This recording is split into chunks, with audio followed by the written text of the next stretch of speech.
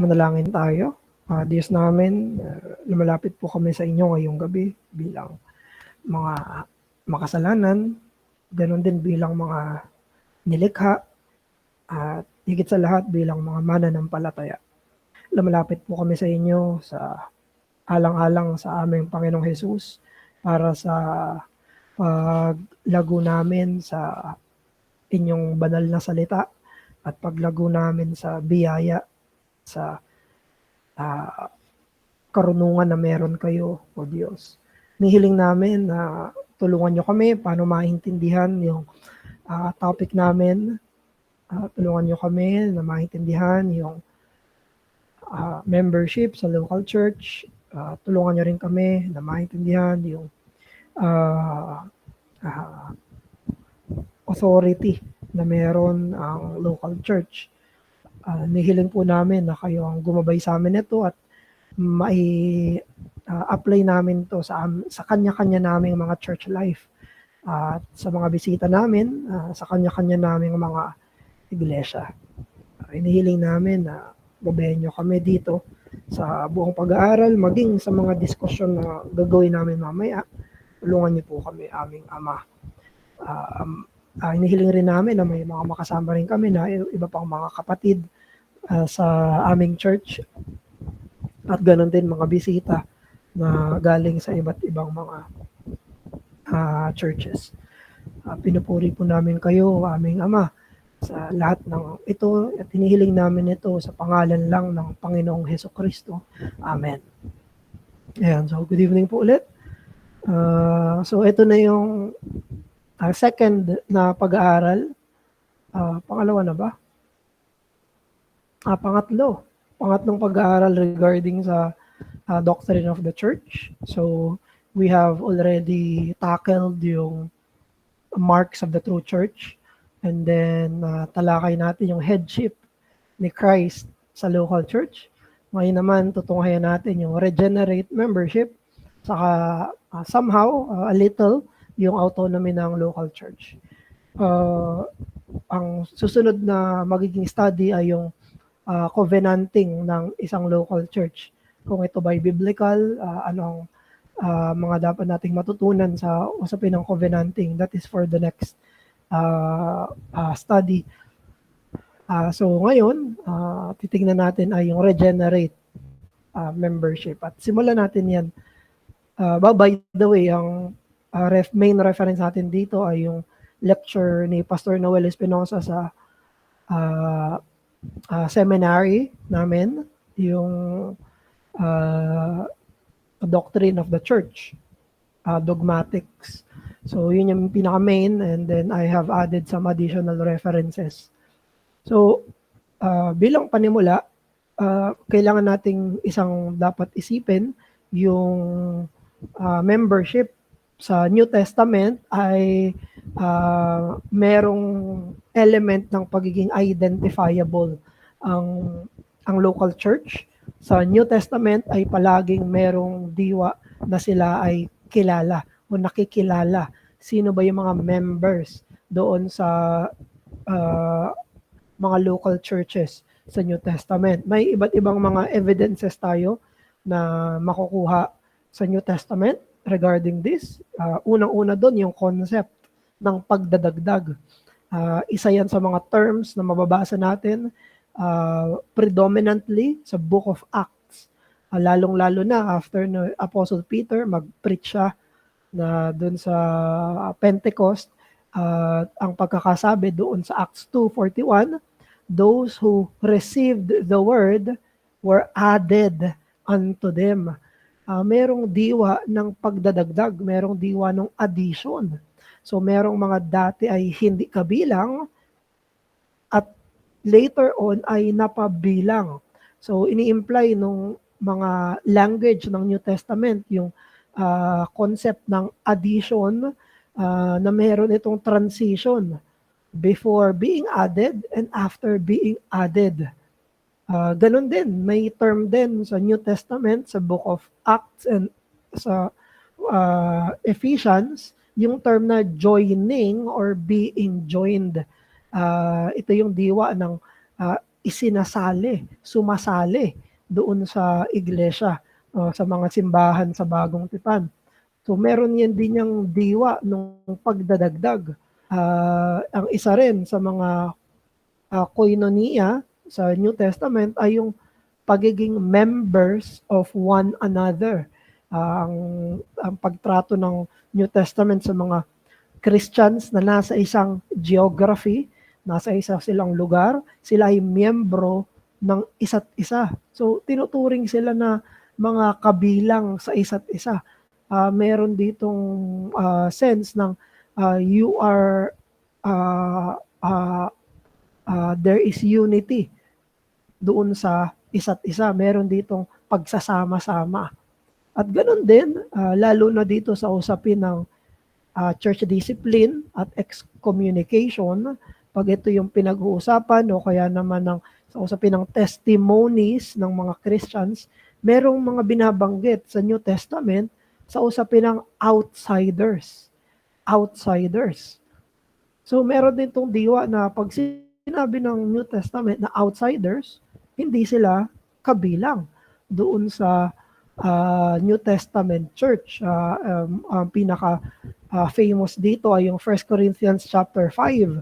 Sabi ni Apostle Paul, ang dapat nyong hatulan ay yung mga nasa loob ng church, hindi yung mga outsiders. Ang dapat na hatulan, ang dapat na i-judge in terms ng church discipline ay sila ng mga nagpapakilalang mananampalataya. Pero sila ng mga adulterer, liar, idolater, thieves na nasa labas ng church, sabi ni Apostle Paul, hindi iyon ang purpose ninyo.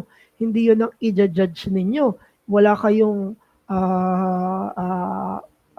authority to judge yung mga, ang tawag ni Paul, outsiders ng church. Ang dapat nilang i-judge, i-discipline, ay sila ng mga kabilang sa loob ng iglesia. Meron silang mga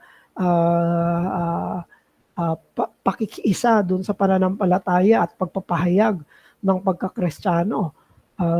Ganon din sa 1 Timothy chapter 3 verse 1, sa 1 Timothy 3, meron ditong binabanggit na qualifications ng mga pastors, at isa sa qualifications ng mga pastors is that they should be well thought of ng outsiders.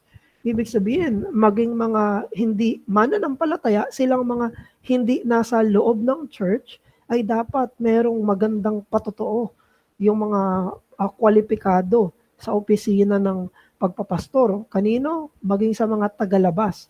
So itong mga konseptong to na merong dinadagdag sa iglesia, merong mga sumasali sa iglesia, ang mga mananampalataya ay miyembro ng isa't isa, merong diwa din at konsepto ng mga tagalabas. Lahat to nagpapatunay na ang membership sa New Testament ay identifiable. Ibig sabihin, nakikilala sila. Meron silang mga pangalan, yung mga miyembro ng isang local church. Kaya yung karaniwang practice ngayon ng mga evangelical churches, alam nyo, maging mga malalaking kulto o mga malalaking relihiyon, ganun din sila. Ang practice nila ay loose attendance bilang church members. Kapag nakadalo na sila ng ilang beses, tinuturing na silang miyembro. Yan ay common practice at hindi natin yan makikita bilang ginagawa o hinahalimbawa ng Bagong Tipan. Kasi sa Bagong Tipan, kilala nila kung sino yung mga nasa loob ng church, yung mga members talaga ng church. Meron silang idea ng insider at outsider, meron silang idea ng mga hindi naidagdag at mga naidagdag.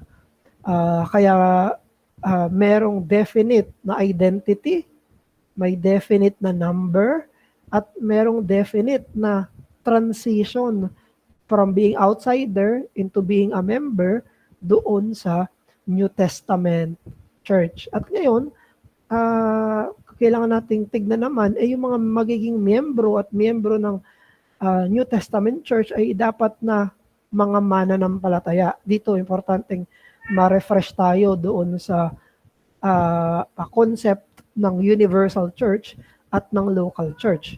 Pag sinabi natin na universal church, ito yung binubuo ito ng lahat ng mga believers sa lahat ng panahon at sa lahat ng dako ng mundo. Yan yung maituturing natin na universal church. Ibig sabihin, maging sa panahon nila Adam, kung meron ng believer, hanggang sa panahon bago dumating si Christ sa second advent, lahat ng mga believers na yun, member sila ng universal church. At itong member ng universal church, sila yung magiging miyembro ng pangwalang hanggang kaharian ng Diyos doon sa kaluwalhatian. At mayroon niyang difference, distinction sa local church. Kasi yung local, yung universal church, yun yung sinasabi ni Jesus na mayroong singularity. Pag sinabi niyang even the gates of hell shall not prevail against the church. Meron dong singularity, iisa lang siya. Hindi yun pwedeng i-claim ng isang local church. Pangkalahatan yun, lahatan yun. Pag sinabing si Jesus ay namatay para sa church, sa Ephesians 5:25, hindi yun pwede i-claim ng church lang namin. Hindi namin pwede sabihin, hindi, ARBC lang yung Ephesians 5:25. No. Higit ito sa mga lokal na iglesia, yung tinatawag nating universal church. Pero, yung mga local church, ito naman yung mga grupo ng mga mananampalataya na binautismohan, nag-commit sa pag-covenant relationship nila sa Diyos at sa isa't isa, at nag-gather sila para sa purpose ng worship, purpose ng service, purpose ng fellowship, purpose ng pagtupad ng mandates ni Christ. So may pinagkaiba ito universal church at local church. Kasi yung local church, ito ay bounded ng oras. Bounded ito ng lugar, ng geography. Kaya pwedeng may local church sa Galatians, may local church sa Corinthians, may local church sa Philippians, sa Philippi, may local church sa Thessalonica, may local church sa Colossae, may local church sa Creta, may local church sa Ephesus, may local church sa Jerusalem, may local church doon sa Antioch. Iba-iba, Laodicea, di ba? Iba-ibang mga local churches yon. Nasa isang lugar sila, nasa isang geography sila, at sila ay mga nagtipo ng mga mananampalataya. Now, dito natin i-deduce yung concept ng regenerate membership. Na dahil ang local church ay manifestation ng universal church. Yung local church dapat manifestation siya ng universal church. Therefore, yung membership sa local church dapat nire-reflect niya yung membership sa universal church. Sa universal church, walang unbeliever. Lahat ng mga members ng the church, ng universal church, ay lahat sheep na nandun sa flock. Walang ibang membro doon na hindi mananampalataya. Therefore, ang mga believers, or rather, ang mga churches, dapat nire-reflect nila yung membership sa universal church. Therefore, regenerate membership. So, ito yung sabi ni Augustus Strong sa kanyang systematic theology. Sabi niya, they only can properly be members of a local church who have previously become members of the church universal. Or in other words, have become regenerate persons. Only those who have been previously united to Christ are, in the New Testament, permitted to unite with this church. Sabi ni Strong, sabi niya, silang pwedeng maging member ng local church ay silang member ng universal church. Sabi niya, sino sila? Mga regenerate persons. Ang meron lang karapatan na maging member ng kanyang church, maging united sa kanyang church, ay sila na united kay Christ. The relation of the individual Christian to the church does not supersede, but further expresses his relation to Christ. So, ano pang ibang katibayan natin doon sa pagpupush ng concept na ang dapat na lahat ng members ng isang local church ay mga mananampalataya. Una, yan ay dinedemand ng mga imahe or metaphors na ginamit sa New Testament para sa church.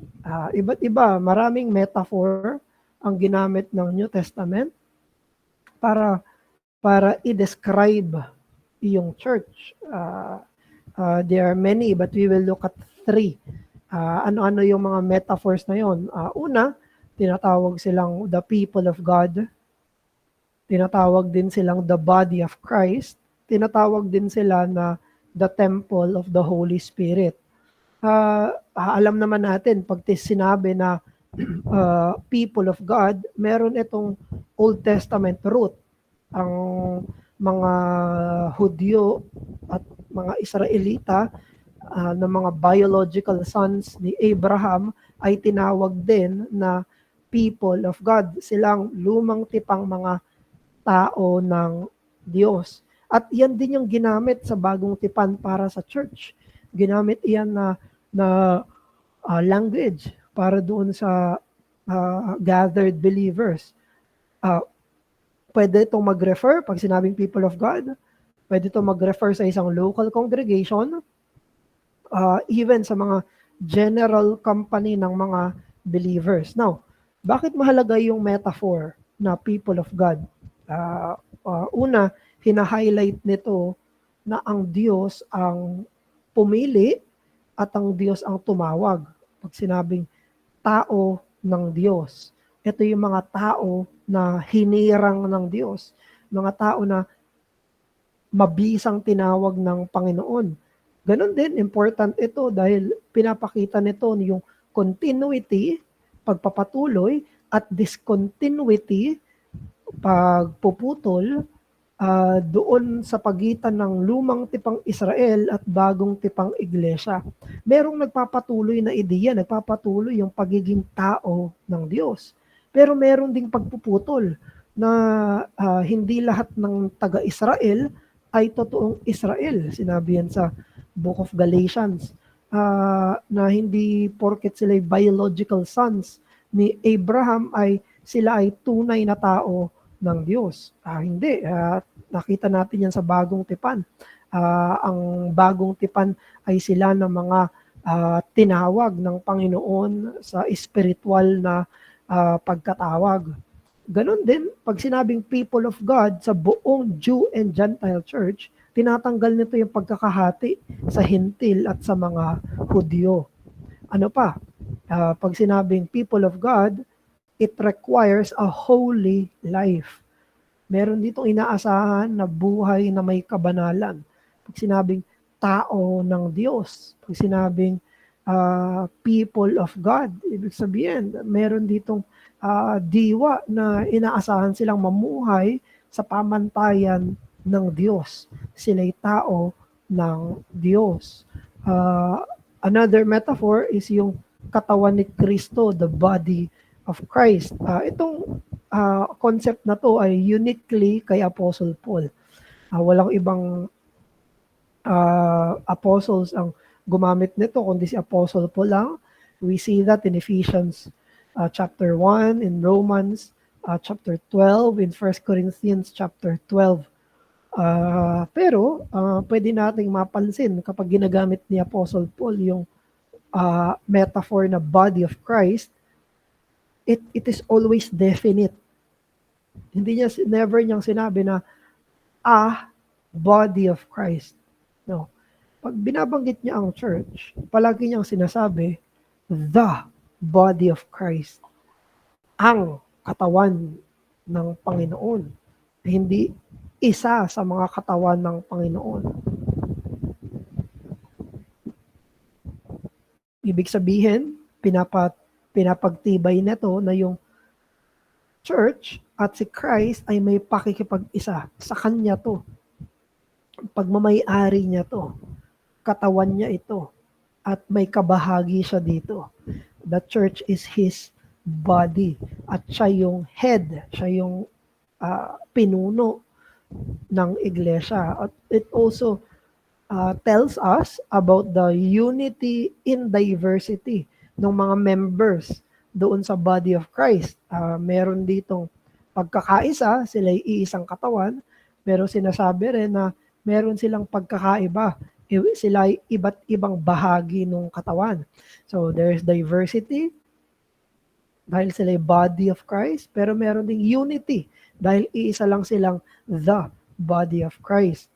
Ang isa pang metaphor ay yung temple of the Holy Spirit. At templo ng banal na spirito. We are familiar na pwedeng dinedescribe din ng New Testament yung individual believer bilang temple ng Holy Spirit. Pero may binabanggit din ang New Testament ang local congregation bilang temple ng Holy Spirit at yung Christians in general. So it can refer to the individual, pero meron din itong sense ng corporate, ecclesiastical. Anong hina-highlight nito? Hina-highlight nito yung estado ng church bilang inihiwalay para sa Panginoon. Because when we speak of the temple, that is a consecrated building. That is a consecrated place na lahat ng nasa loob ng temple ay talagang hiniwalay for the purpose of glorifying and the worship of God. Sa loob ng templo, merong baso. Pero may baso din naman sa labas ng templo. Anong pinagkaiba? Yung baso sa loob ng templo ay it is exclusively for the worship of God. Meron ding tubig doon sa loob ng templo. May tubig sa labas ng templo. May katayan sa loob ng templo. May katayan sa labas ng templo. Merong kurtina sa loob ng templo. Merong kurtina sa labas ng templo. Anong pinagkaiba ng mga yon? They're just the same, di ba? Pero yung mga nasa loob ng templo, sila ay mga consecrated. Sila ay mga bagay na ginagamit para sa pagsamba sa Diyos. At pag sinabing templo ng banal na spirito, yung church, yung local congregation, ang ibig sabihin noon, sila ay iniwalay. Itong grupo ng mga mananampalatayang to, sila inihiwalay para saan? Sa mga mandates ni Christ na hindi inaasahan sa ibang mga institution.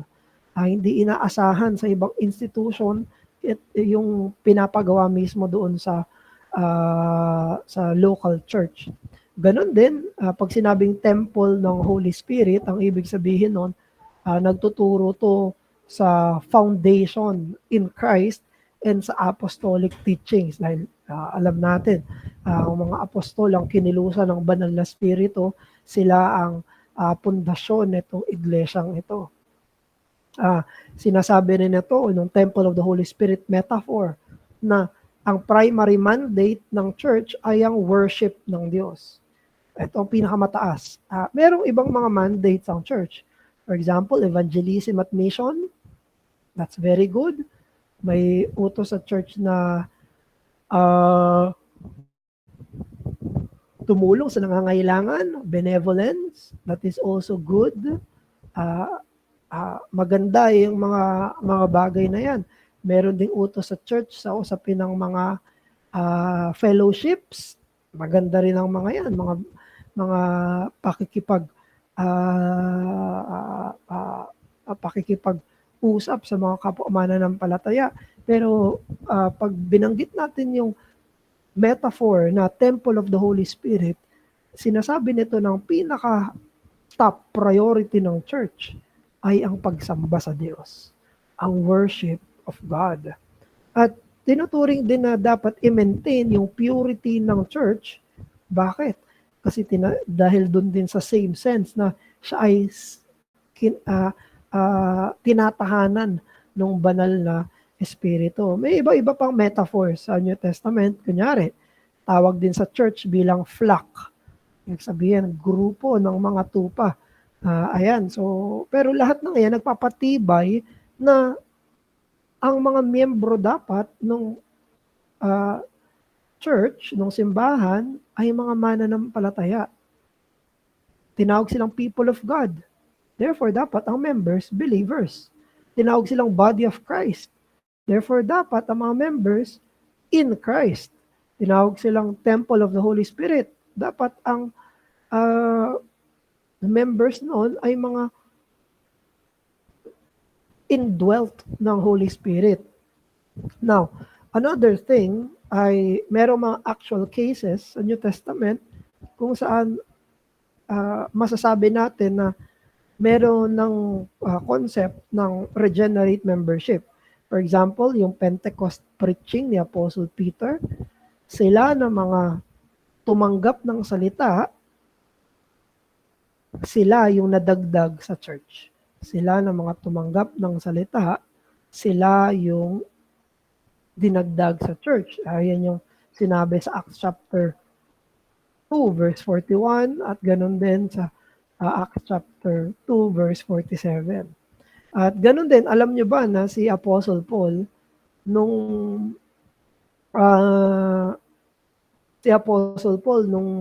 siya ay naging mananampalataya at nakipag-fellowship siya doon sa ibang mga believers, natakot sa kanya yung ibang mga believers. Kasi kilala siya bilang nagpa-persecute ng mga mananampalataya.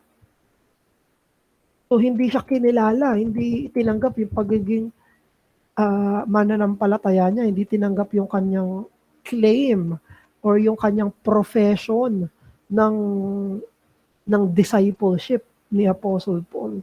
So, isipin natin yan until meron sa kanyang nag-vouch, merong nagpatibay sa kanya na siya ay isang totoong mananampalataya. Ito yung sinabi ng Acts chapter 9, verse 27. I will paste it here. Ito. Acts 9:27, sabi dito, but Barnabas took him, si Paul, and brought him to the apostles, and he told them how Saul on his journey had seen the Lord, and that the Lord had spoken to him, and how in Damascus he had preached fearlessly in the name of Christ. So, dito, meron tayong makikita na vinouch ni Barnabas si Apostle Paul para maniwala sila na siya ay isang totoong believer, isa siyang totoong tinawag ng Panginoon, isa siyang hindi na siya yung dati na Paul na nababalitaan nila. Kasi previously doon sa verse 26 niyaan, ito yung sabi, when Paul came to Jerusalem, he tried to join the disciples. Sinubukan niya. But they were afraid of him, not believing that he was really a disciple. Ano daw yung dahilan? Bakit hindi siya kinilala? Takot sila sa kanya at hindi sila naniniwala na converted siya. Hindi sila naniniwala na totoo yung profession niya ng faith. Kaya sa verse 27, pinatunayan pa, nag-vouch si Barnabas doon sa credibility, legitimacy ng profession of faith ni Apostle Peter. So, ito yung mga cases natin na sa bagong tipan, regenerate membership yung makikita natin na ginagawa ng bagong tipang iglesia. Now, bakit important yung regenerate membership sa church government? Mahalaga ito sa dalawang bagay. Una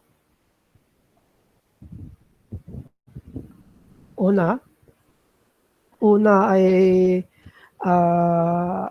dahil nire-require ng church mandates ang regenerate commitment na ang mga magiging kabilang doon dapat sa church ay merong commitment na gawin kung ano yung inutos ni Jesus doon sa kanyang church. So, hindi magwo-work kung ang mga magiging members ay hindi committed sa mga pinapagawa ni Christ dahil sila ay unregenerate. Wala silang kagustuhan na sundin yung mga ipinag-uutos ni Hesukristo. Pangalawa, ang isa sa mga nagiging problema at disorderly na church ay dahil kapag dumadami Sa isang church, ang mga hindi totoong believers. Church disorder is often due to the dominance of the unregenerate. So, tandaan natin, yung last na topic natin, ang ang iglesia ay dapat magpasakop kay Jesus bilang head ng church, di ba? Siya yung head ng church. Sinong papasakop sa headship ni Christ?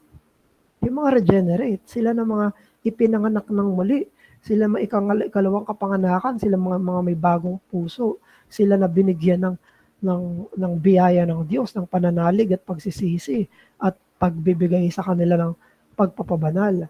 Dahil sila ang magkakaroon ng commitment doon sa mga inuutos ng kanilang pastol, ng kanilang hari, ng kanilang Panginoon. Ganon din, may mga churches na nagkakaroon ng disorder.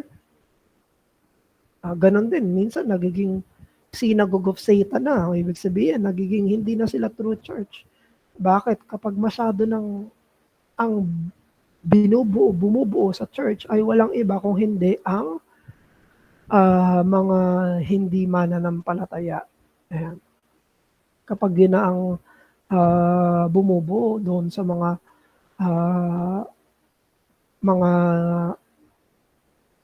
churches, mga unbelievers. Ang isang example dito ay may Methodist Church, yung United Methodist Church.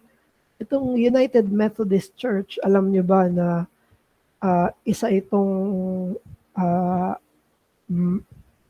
naniniwala sa regenerate membership. Itong United Methodist Church before, ang tawag sa kanila the Methodist Church, naniniwala sila na sila ang dapat na mga nasa loob ng church nila ay mga believers, sila ay dapat na mga may pagpapakita ng holiness sa buhay. Ayan. Pero habang lumalago sila, nag-loosen yung kanilang standard sa membership. Sa mid-1900s, ang nangyari na noon ay mas nag-focus na sila sa social concern kaysa sa personal regeneration. Tapos, may mga nag-unite sila doon sa ibang mga churches na liberal. At marami yung naging kabilang doon sa church nila dito sa United Methodist Church, UMC, na sila ay culturally Methodist but not necessarily born again. Hindi sila mga tunay na mananampalataya. Ang daming factors. Pumasok yung liberalism, nag-unite sila, at mas pinili nila yung institutional growth kaysa sa doctrinal purity. Mas naging focus sila sa progressive activism, sa mga social gospel movements. Ayan. Tapos hindi na nawala na yung kanilang mga safeguards sa regenerate membership. Ayan. So, kaya yung kanilang membership ay naging halo-halo na. At ito yung Methodist Church na nabalitaan natin noong 2024, last year lang, noong May, na sila ay historically binaban nila ang LGBTQ na mga clergy, mga pastor. Hindi pwedeng homosexual pastors. Long standing yun, di sila naniniwala doon. Ayaw nila sa same-sex marriage. However, noong 2024, sa kanilang general conference, 692 out of 51 ang nagbumoto na magkaroon ng mga LGBTQ na clergy na pastor, na pwede na daw.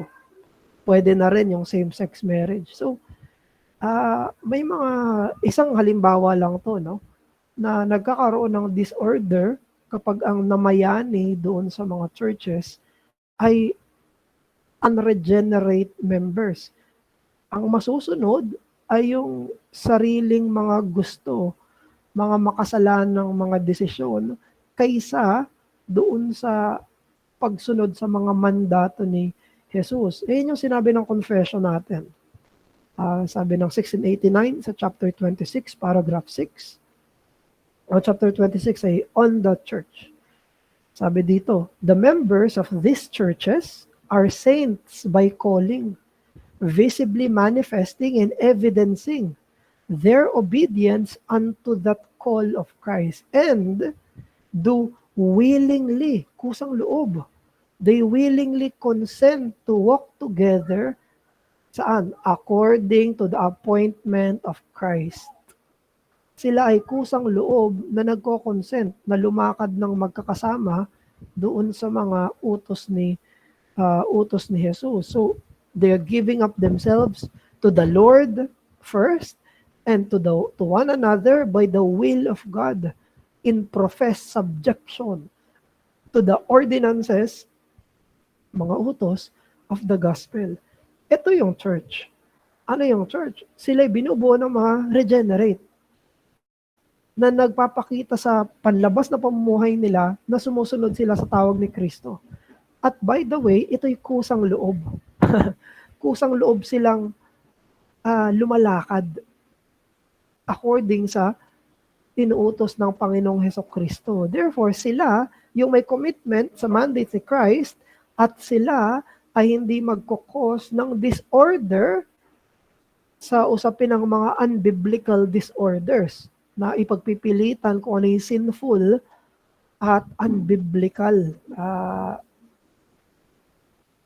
Ito yung importance ng regenerate membership doon sa mga churches. Now, we have few considerations. Ang isang consideration natin sa regenerate membership ay, una, dapat hindi mag-erode yung church membership sa isang unquestioned acceptance of profession of faith.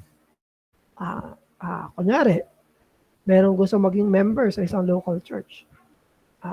Dapat siguraduhin na ang taong yun ay mananampalataya. Ang dapat maging maingat ay doon sa leniency. Masyadong lenient sa pagtanggap doon sa mga gustong maging miyembro nang walang any kind of questions, any kind of examination dun sa genuineness ng conversion ng isang believer. Dapat hindi yun ang mangyari. Yan ay opposite noong diwa ng regenerate membership. Hindi yan dapat ang mangyari. Ang dapat na mangyari ay merong diwa ng pag-test, pag-examine yung mga papasok sa loob ng tatanggapin sa loob ng membership.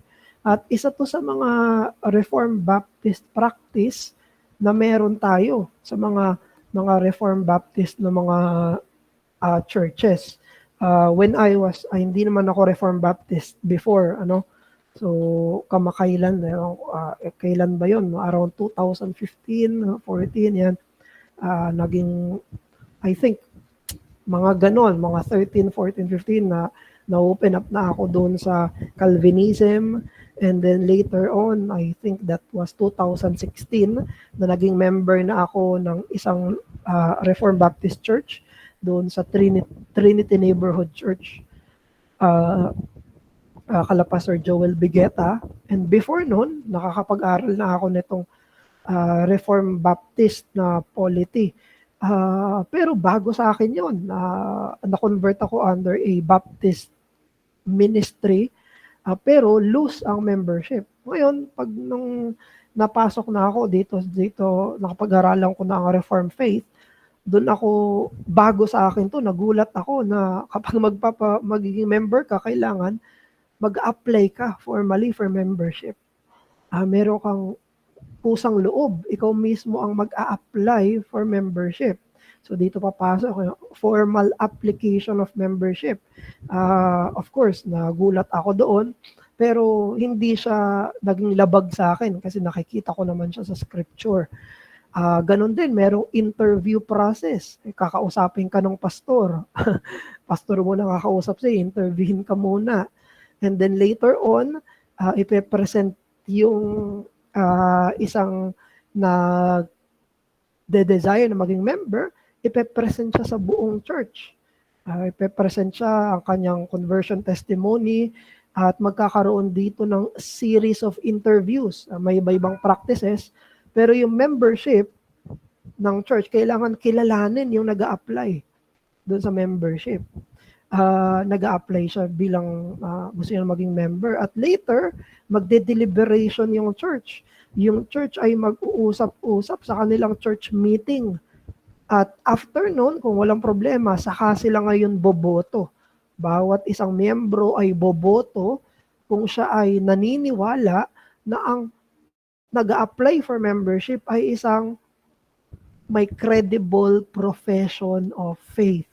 So ito yung normal na Reformed Baptist practice. Alam nyo ba, maging sa church nila Charles Spurgeon, sa panahon nila, napakalaki ng church nila, di ba? So kahit ang laki ng church nila, meron silang ganitong practice. Ang isang nagde-desire sa Metropolitan Tabernacle, isipin yun, hindi ko alam kung gaano karami yung mga members ng Metropolitan Tabernacle, pero meron sila na process na halos katulad din nito. Ang process nila ay kailangan, una, of course, magbibigay yung isang desiring na maging member ng Metropolitan ng kanyang desire. Kakausapin siya ng elder, ng pastor, minsan si Spurgeon, minsan hindi. And then, after na magkaroon ng makausap siya, alam nyo ba na itong Metropolitan Tabernacle, magpapadala siya ng isang elder or isang deacon or isang member, ipapadala niya doon kung saan nakatira yung nag-a-apply yung member, nagpapa-member. Magpapadala sila sa isang tao. Tapos yung tao na yon, ipagtatanong siya doon sa mga taga-lugar nila. Kamusta tong taong ito? Kilala niyo ba siya? Anong masasabi niyo sa kanya?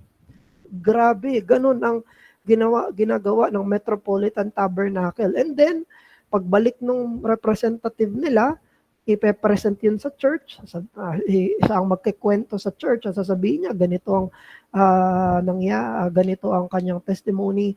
And then doon sa kanilang meeting, pwedeng magsalita yung mga members. Kunyari, pwede silang magsabi na may ganito siya. I think hindi siya Christian, o sa iba naman, I think Christian siya. And then, magsa-suffrage din sila, and then tatanggapin sa membership sa susunod na mga Lord's Days, yung magpapamember na yon. So, itong case ng Metropolitan Tabernacle, at maging ng mga present ng mga Reformed Baptist, ay in line doon sa idea ng regenerate membership. Dalawa lang naman ang consideration natin. No? Una, merong hindi pwedeng maitanggi na basic ng gospel na dapat alam ng isang totoong Kristiyano. Ano yon? Na siya isang makasalanan at siya ililigtas ni Kristo lamang, hindi sa pamamagitan ng gawa, kung hindi sa pamamagitan ng pananampalataya. Galatians chapter 2 verse 16. Kaya pag may isang tao na sinasabi niya Christian siya, tapos ang bukang bibig niya ay yung ginawa niya para sa Panginoon, o kaya naman naniniwala siya na magiging Christian siya because of his deeds, kailangang mas siyasatin yon, di ba? Ito yung Galatians 2:16.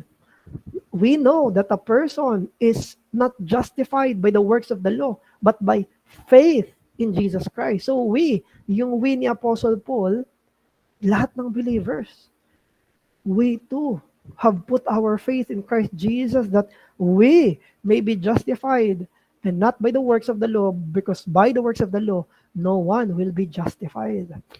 Kaya isa yung knowledge of the gospel ay hindi kailangan na meticulous, hindi kailangan na technical, hindi kailangan kayang sabihin yung justification by faith alone.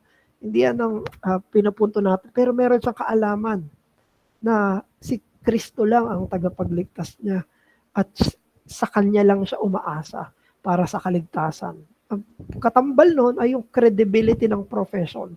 Na meron siyang isang pamumuhay na hindi perpekto, hindi inaasahan na kailangan di na siya nagkakasala, na hindi na siya ay spotless na, no? Ang consideration doon sa credibility of profession ay hindi ba siya namumuhay sa kasalanan, sa isang known sin na alam niya by conviction na yun ay hindi totoo.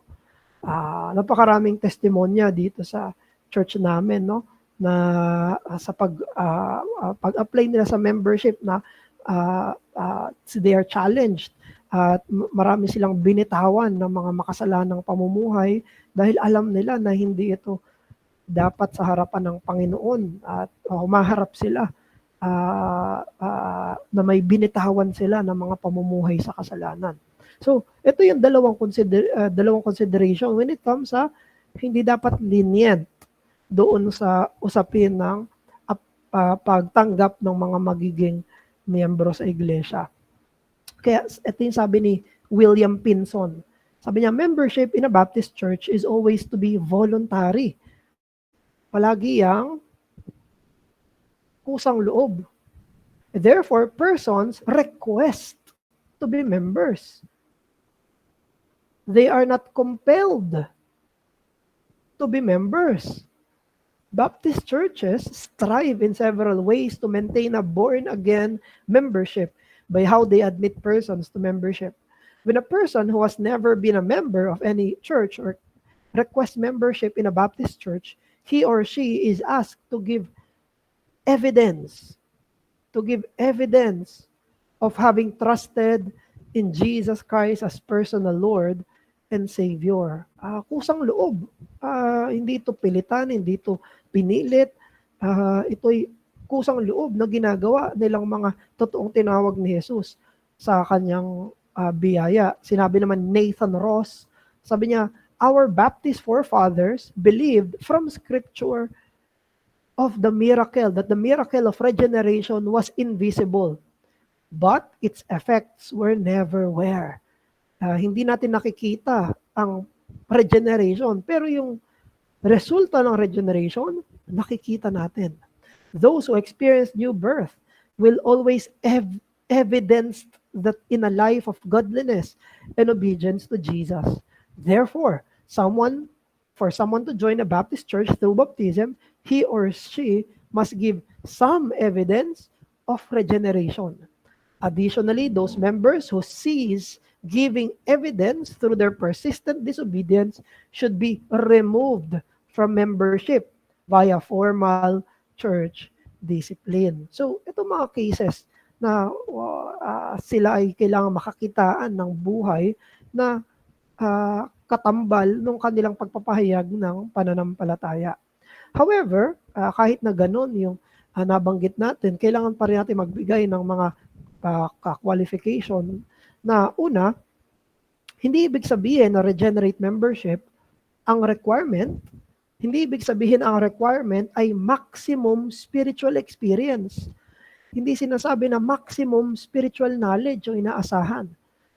Dito dapat maging maingat na maging masyadong stringent sa admission na parang ang nire-require sa mga gustong maging miyembro ay maturity imbis na regeneration. Hindi lahat ng bagong panganak na mananampalataya ay matured agad sa kanilang, lalo na sa kanilang kaalaman sa Kristiyanong pamumuhay. Doon dapat maging maingat naman. Hindi dapat maging lenient, hindi maging maluwag, hindi rin dapat sobrang higpit na kailangan alam na nila lahat o kailangan ay super matured na sila sa kanilang lahat ng mga decision making. Ang pinaka minimum ay yung expression nila ng confession, gospel confession at ng kanilang repentance. Yan ang pinaka minimum na pwede nating tanggapin sa isang mananampalataya. Hindi sinasabi na dapat wala ka ng kasalanan. Dapat wala ka ng struggle, wala ka ng pinaglalabanan. O kaya naman dapat flawless na sila. Dapat maging maingat doon ng mga churches na wag maging sobrang stringent pagdating sa admission. Na even us, it took us so many years bago tayo dumating sa level ng maturity na meron tayo, at wag nating asahan yun na isang araw o isang taon sa isang bagong mananampalataya. Ganun din sa isang consideration dito, pag sinabi natin na regenerate membership, hindi nun ginagaranti ang infallible admission or infallible rejection. Yan ang tatandaan natin na pwede tayong maging maingat sa pagtanggap at pagtanggi sa mga nagbibigay ng desire na maging member, pero kailangan nating tanggapin na hindi ito infallible. Wag nating isipin na kaya nating maging infallible bilang isang church na nag-hold sa regenerate membership. Rigorous cautiousness. Masyado tayong cautious in a sense na sobrang cautious na ay gusto nating maging perfect at spotless ang ating decision making. Maging maingat din tayo doon. Maging maingat sa sobrang pagiging maingat na kung sabi ni Pastor Noel, kung magkakaroon tayo ng error, mas maigi na tayo magkaroon ng error in admitting the wrong person than rejecting the right one. Yun yung diwa na gusto nating maging mas perfect pa kaysa sa mga New Testament churches. Alam nyo, hinahangaan natin yung mga churches sa Bagong Tipan, ng churches ng mga apostles. Pero tandaan natin, maging yung mga churches sa time nila ng mga apostles ay fallible din. May infallible teaching sila, pero may fallibility pa rin sila. Kababasa lang namin ni Lori kanina, yung Acts chapter 8, kay Simon Magus. Si Simon Magus ay isang magician, nagpa-member siya sa church. Andun si Apostle Peter. Tapos, nabaptize siya. Naging member siya. Tapos later on, lumabas na si Simon Magus, ang gusto niya lang pala ay power at position. Si Simon Magus. Ibig sabihin, paano to? Yung Acts 8 na church, nagkamali sa kanilang decision. May tinanggap sila na isang Simon Magus. So, may ganun talagang nangyayari, ano? At dito natin dapat isipin na wag tayong maging perfectionist bilang mga believers. Isa sa mga sabi ni Doug Wilson, God is perfect pero hindi siya perfectionist. Wow. May difference 'yon. Ang Diyos ay perpekto pero hindi siya perfectionist. And somehow tayo ay may gano'n, no? Be holy as God is holy, be perfect as God is perfect. Pero God is not a perfectionist. Na parang kailangan walang butas, kailangan walang hole, kailangan walang error. No, God works even through errors. Gumikilos ang Diyos maging sa mga pagkakamali at maging sa mga limitasyon ng mga tao. Katulad nitong nangyari sa Acts chapter 8. So, ang mga churches ay dapat mag-maintain ng regenerate membership. Ang mga churches ay kailangan maging hindi maluwag, hindi lenient. Ang mga churches ay kailangan ding hindi maging sobrang stringent, mahigpit, na higher than the Bible na yung standard nila. At ganun din yung mga churches ay hindi rin kailangan maging perfectionist, na parang meron silang infallible admission. kapag merong mga limitation na nakatanggap ng isang hindi regenerate, pwede pa rin niyang ma-deal ng church through church discipline. 'Di ba? Kaya binigyan tayo ng Panginoon diyan ng mga kaparaanan. Merong mga nakapasok sa church na may paraan na ginagawa yung Diyos para sila sooner or later, kung hindi sila totoong believer, sila yung matitiwalag sa faithful na pagsunod sa ating Panginoon. Now, that's it for the regenerate membership. At katuwang nun at karugtong mismo nun ay yung autonomy of the local church. Bakit? Dahil kung ang mga members ng isang local church ay mga believers, sila ay merong mga regenerate hearts, therefore, yung mga grupo ng believers na nandoon, ang position ng 1689 ay they should be self-governing. Sila ang namamahala sa kanilang sarili. Ang government ng church ay within itself. Sinabi yan ng Confession 26, chapter 26, paragraph 7. Sabi dito, to each of these churches thus gathered, according to his mind, Christ declared in his word, he hath given all that power and authority. Ano yung binigay daw sa church? Power and authority. Para saan? For their carrying on that order in worship and discipline, which he hath instituted for them to observe, with commands and rules for the due and right exerting and executing of that power. So, ang church ay merong kapangyarihang binigay si Jesus para saan? Anong uri ng kapangyarihan? Gawin yung mga mandates na meron siya. Kaya dito, sa usapin ng autonomy ng local church, yung mga believers na magkakasama, silang mga mananampalataya na mga nagtitipon, sila ay merong otoridad na nasa ilalim ni Jesus sa mga pagdedesisyon para sa church. So they have complete church, the gathered church is a complete church with its powers. Now, maraming mga evidences sa New Testament para patunayan yung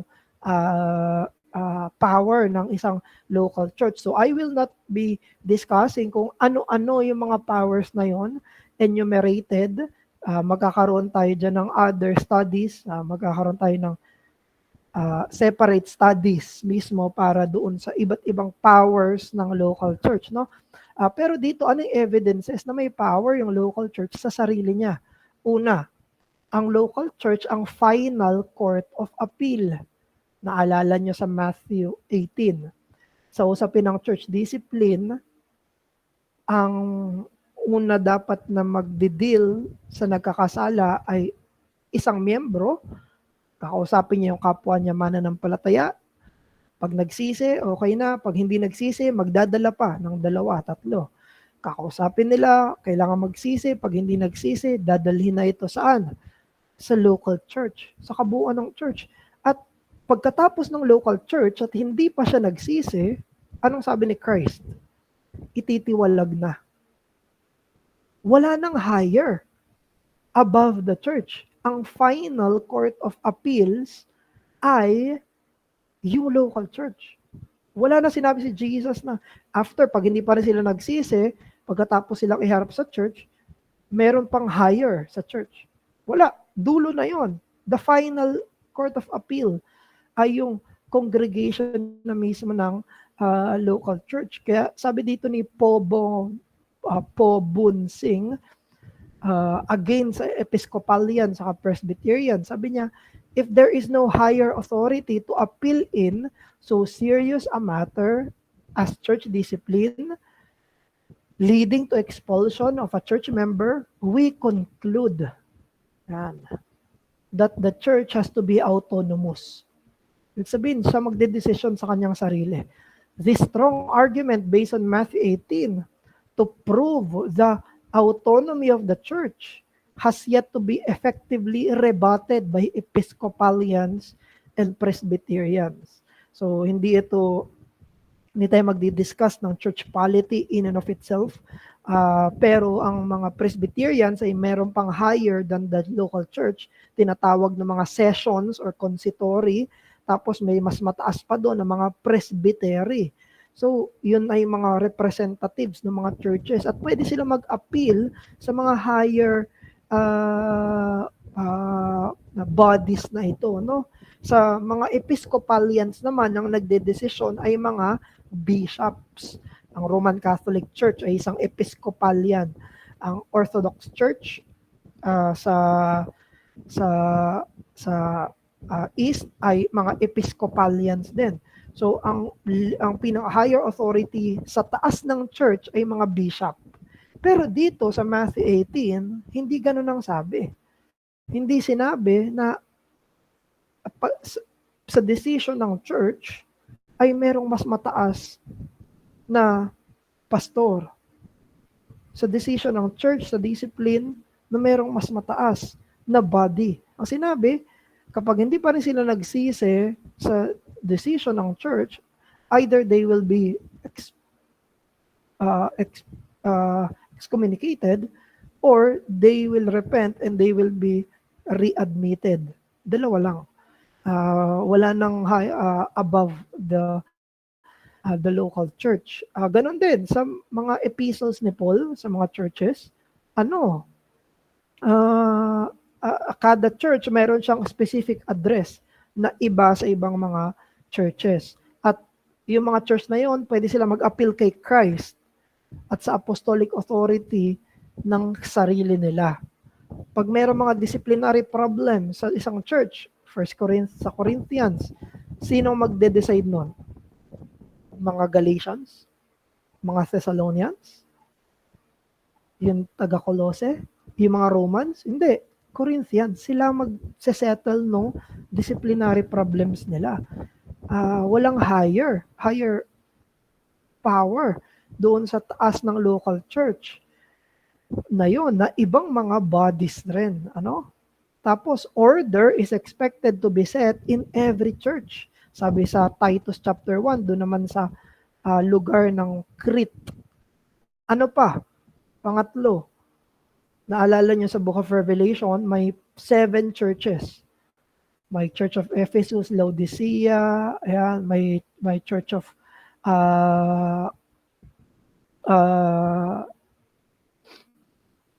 Pamphylia, ayan, iba-ibang 7 churches doon. Pero yung sa 7 churches na yon, tandaan natin, bawat isa sa kanila may lampstand. Di ba? Palaging ang warning ni Christ, pag hindi sila nagrepent, tatanggalin sa kanila yung lampstand. Yung lampstand na yon, nagre-represent yon sa presence ni Christ. Yun yung pangako ni Christ, di ba? Sabi niya sa Matthew 28, I will be with you to the ends of the I will go, therefore, disciple the nations, baptize them, teach them, and I will be with you to the end of the age. Now, yun yung sense ng lampstand, presence ni Christ. Now, kapag hindi sila nagsisi, aalisin yung lampstand, aalisin yung presence ni Christ. Ang interesting dito, bawat isa dun sa 7 churches, may tig-iisang lampstand. Hiwa-hiwalay sila ng lampstand. May presence si Christ sa bawat church na yon. At bawat isang lampstand may 7 candlesticks. Alam natin yung sinisimbolize ng 7 candlesticks ay yung Holy Spirit, yung banal na spirito.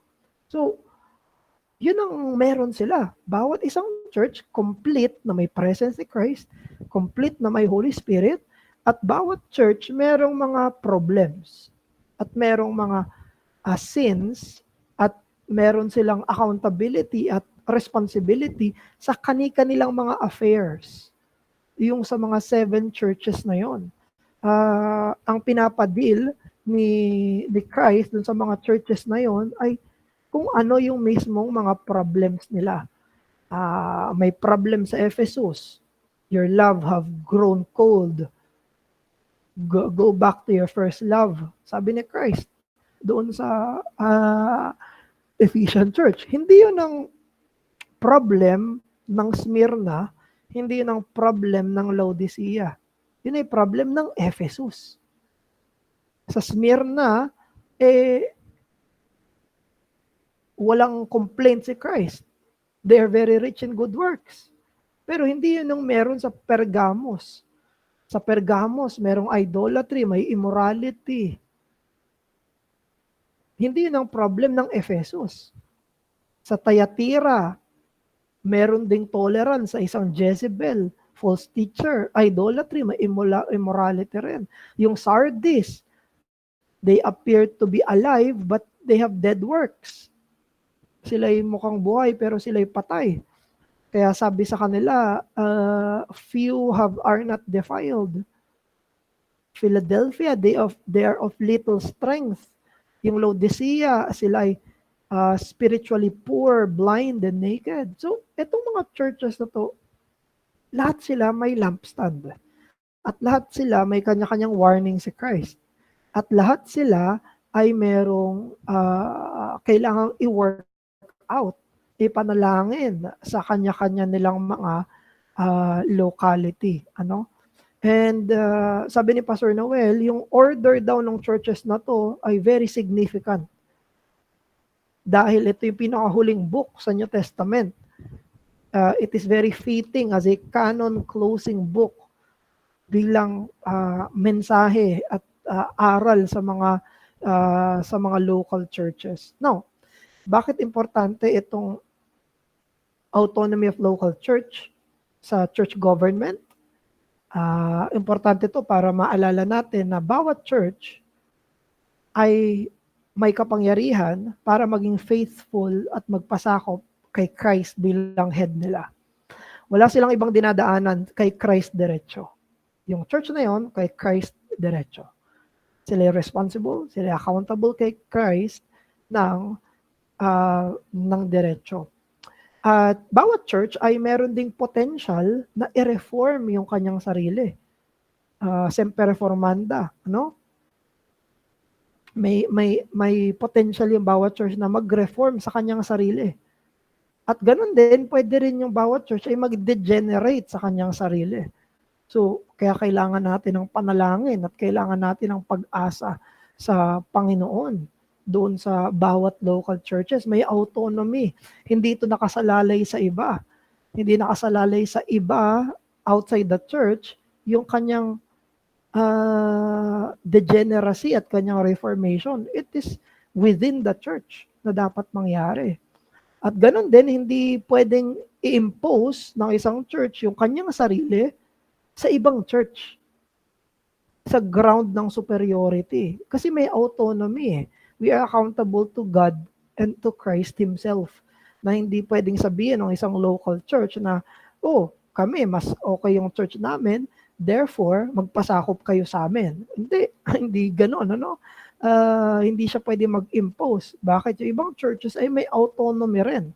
Unless they seek help, unless they seek guidance, hindi pwede mag-impose sa isang local church sa iba pang mga local churches. Ang dapat nating ingatan dito sa autonomy ay yung isolationism. Ang isang local church na walang ka-fellowship na iba't ibang mga local churches din. Hindi ibig sabihin ng isang church ay autonomous, ibig sabihin ay dapat siyang isolated. Hindi. Ganon din, hindi dapat ito mag-equate sa congregational democracy. Hindi dapat isipin na ang congregation ang masusunod sa lahat ng bagay. We have been forewarned doon sa United Methodist Church kanina. Ang church autonomy ay hindi equated sa congregational democracy. Ganon din, pag sinabi natin na church autonomy, nire-require nito yung high standard ng community responsibility. Dahil ang isang gathered church, sila yung may pananagutan diretso sa Diyos, sila ay inaasahan na mayroong responsibilidad sa kanilang pamumuhay bilang isang simbahan sa kanilang sarili. Hindi nila ito iaasa sa iba, hindi ito nakadepende sa iba, siya ay tumayo sa kanyang sarili bilang isang autonomous the local church at kasama yung responsibility sa benefits. Hindi pwedeng may benefits ng walang responsibility at yun ang high responsibility ng isang local church. So, dito tayo nagtatapos sa ating lecture dito sa Regenerate Membership and the Autonomy of the Local Church.